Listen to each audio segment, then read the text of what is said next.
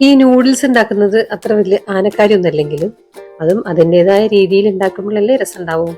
കാരണം ഓരോരുത്തരും ഇത് ഓരോ രീതിയിലാണ് ഉണ്ടാക്കുന്നത്. അപ്പൊ നമുക്കൊന്ന് ഉണ്ടാക്കി നോക്കാം. നമുക്കൊന്ന് ഇൻഡോമി നൂഡിൽസ് ഉണ്ടാക്കാം.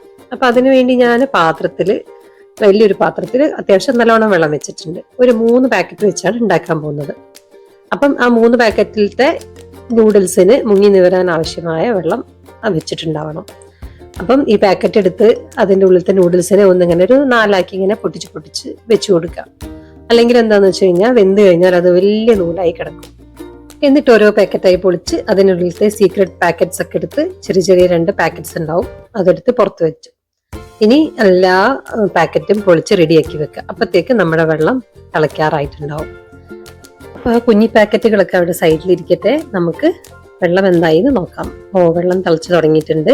അപ്പൊ നമ്മൾ 4 പൊട്ടിച്ച് വെച്ച പാക്കറ്റ്സിലത്തെ നൂഡിൽസ് ഓരോന്നോരോന്നായി അതിലേക്ക് ചേർത്ത് കൊടുക്കുക.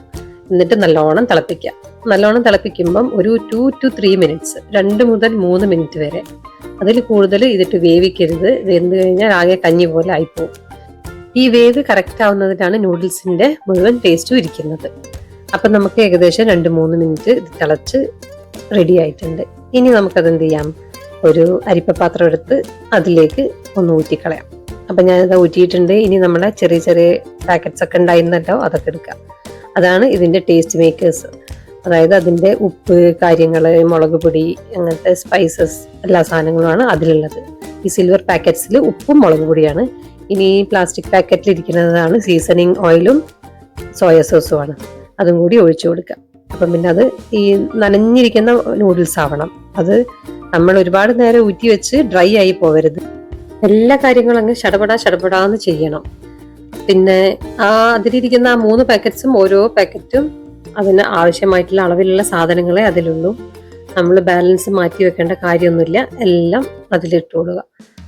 എന്നിട്ട് നമ്മൾ നല്ലോണം മിക്സ് ചെയ്ത് നല്ലോണം വലിയ പാത്രത്തിലാകുമ്പോൾ നല്ല മിക്സ് ചെയ്യാനും നല്ല എളുപ്പമാണ്. കുറച്ച് വെറ്റായിട്ടിരിക്കുമ്പോഴും നല്ല സ്മൂത്ത് ആയിരിക്കും മിക്സ് ചെയ്യാൻ വേണ്ടിയിട്ട്. അപ്പം എല്ലാ കാര്യങ്ങളും ചൂടോടെ ചെയ്യാം. ഇനി നമുക്ക് ഏകദേശം മിക്സ് ആയിട്ടുണ്ട്. ഒരു പ്ലേറ്റ് എടുത്തോളൂ. അപ്പം നമുക്കിനി അത് പ്ലേറ്റിലേക്ക് എടുത്ത് നമുക്ക് കഴിക്കാം. അപ്പം എല്ലാവരും ഇങ്ങനെ തന്നെയാണ് ഉണ്ടാക്കുന്നത്. അങ്ങനെ അല്ലെങ്കിൽ എല്ലാവരും ഒന്ന് ഇങ്ങനെ ട്രൈ ചെയ്യട്ടോ. കുട്ടികൾക്കൊക്കെ ഉണ്ടാക്കി പഠിക്കാൻ വേണ്ടിയിട്ട് എളുപ്പമുള്ള ഒരൈറ്റാണ്. കുട്ടികളും ഒന്ന് ഉണ്ടാക്കി നോക്കാം കേട്ടോ.